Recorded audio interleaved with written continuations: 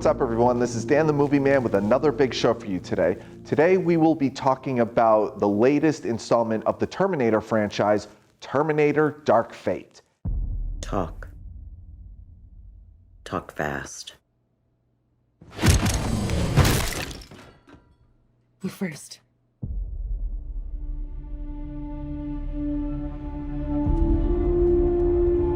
My name is Sarah Connor. August 29, 1997. It was supposed to be Judgment Day. But I changed the future. Saved 3 billion lives. Enough of a resume for you? No. You may have changed the future, but you didn't change our fate. Now this is the 6th installment of the Terminator franchise, and technically it's considered the 3rd because it was confirmed that Rise of the Machines, Salvation, and Genesis are no longer canon.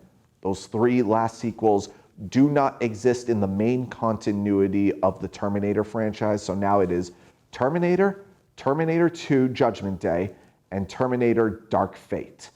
And in this story, we meet a girl named Danny who is pretty much the main focus here, where 2 Terminators come back, one played by Mackenzie Davis, who is an artificial enhanced human, and the new Terminator played by Gabriel Luna.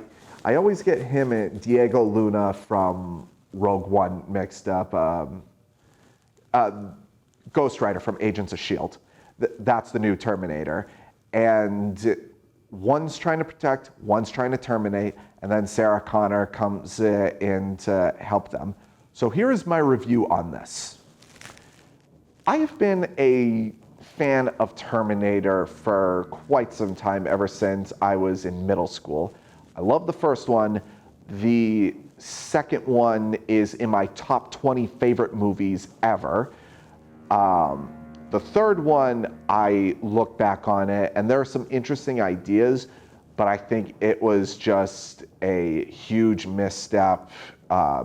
Salvation is a guilty pleasure of mine, even though I know that's not a good movie. I still have a soft spot for it. And I haven't even seen Genesis. So let that sink in. So with this one, how does it compare to the others? Well, it is a much more competent sequel than the previous 3 that we've gotten. Is it as good as the first 2 movies? Not even close. If you were to go into this open-mindedly, not knowing jack about the Terminator franchise, like if this was your introduction, you would probably think to yourself, this film is amazing. It is a terrific action movie. If you are a die-hard fan of the first 2 Terminator films, like religiously, you're probably going to hate it. Me personally, I'm somewhere in the middle. I like the film overall as an action movie. It's a good movie, it's just not a good Terminator movie. Because they do something in the beginning, which I won't give away, but it's hard for me not to talk about it because it sort of triggered me. But the way how the film was done afterwards sort of made up for that. The performances are great as well. Mackenzie Davis as this new Terminator named Grace, who, before I get into that, one thing that I did like about it is that they took aspects from the last 3 movies and somewhat made them better. It's like, okay, you have Mackenzie Davis's character as Grace, who is like a Terminator, but with organs. So she's an artificially enhanced Terminator with humanity. And I remember in Salvation, Sam Worthington's character in that was a Terminator, but he still had his organs, so that's why he was still acting human. This other Terminator, who is pretty much a higher advanced T-1000, can also split himself into two. So it's sort of like the idea of what they had with the TX from Terminator 3, but they somehow made that better. And also Arnold is in this movie as well, and he is actually aged. You know, he actually looks like he's in his 70s in this. And how they make that work, you know, that since he's an older model, you know, sometimes, you know, the outcome is not gonna be so great for him. And I do really appreciate what they did with that. I think they tried somewhat the same thing as Genesis, but from what I heard, that movie is a complete dumpster fire. But for me, the reason why I feel like I should really hate this movie, or I feel like I should really like it, I don't know how I feel about being in the middle, because it has a lot of great ideas for it. James Cameron has come back as the producer of it.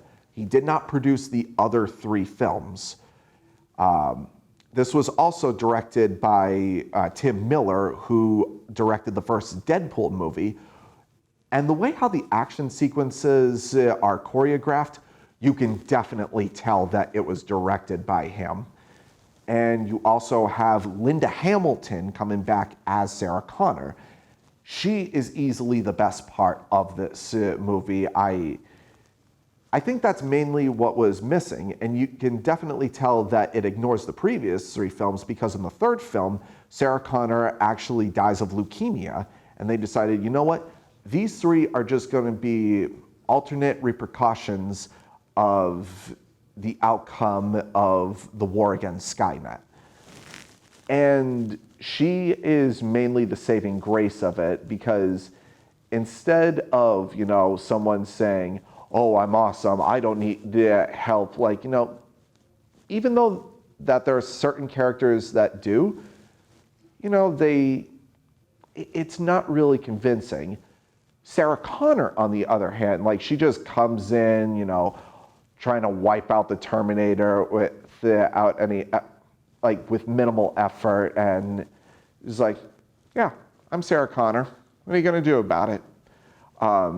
Yeah, she is the saving grace of this movie. What else?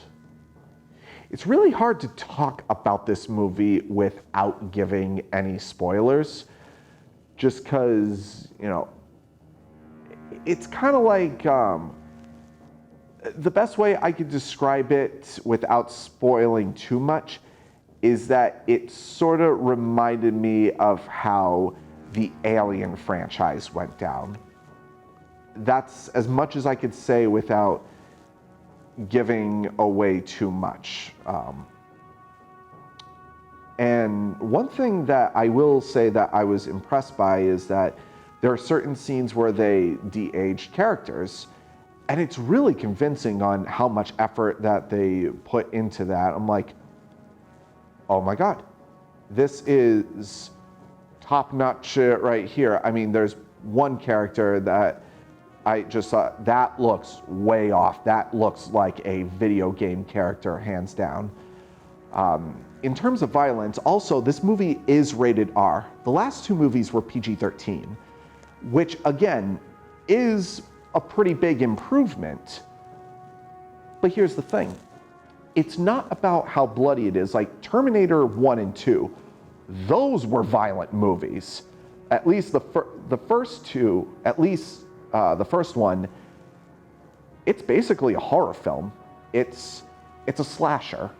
That's what this is. And Terminator 2 is sort of the same way, with an action like half of that is action and then half of that is horror. Dark Fate, on the other hand, it almost seems like it strives away from the horror aspect by making the Terminator scary. Like, for me, the best Terminator movie is Terminator 2, because you have Arnold in it, who is, intimidating in that, but let's remember, it's still Arnold. He looks like a giant robot, he talks like a giant robot, so it's easily to point out that, yeah, he's a giant robot. I mean, yes, he is menacing in the first movie. Like, you look at that guy and you're like, I don't want to come across him. I know what he's capable of. But looking at him, it's easily, you can easily tell that he is a cyborg. In T2, with Robert Patrick as the T-1000, he is absolutely menacing because he's one of those characters who you cannot bargain with, you cannot reason with, and he will not stop until the job is done. That's what makes a Terminator terrifying. They will not stop. And so with this new Terminator who is out to kill this girl who plays a pivotal role in this film, I won't say how, but I somewhat respect the way how her character was developed near the second and third act. I thought to myself, I saw that coming, but I'm glad it turned out to be that way. Because if they went a certain other way, I felt like it would have been, just cheap. It almost kind of reminded me of a lesser version of The Force Awakens. Let me explain. The Force Awakens has a bunch of new characters. You got Rey, Finn, Poe, BB-8, Kylo Ren, etc.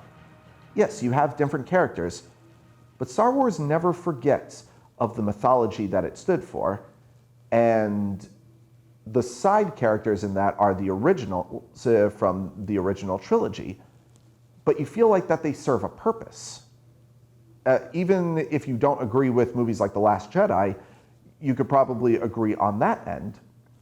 This movie, on the other hand, I don't know much about this new girl, Dani. I don't know that much about her.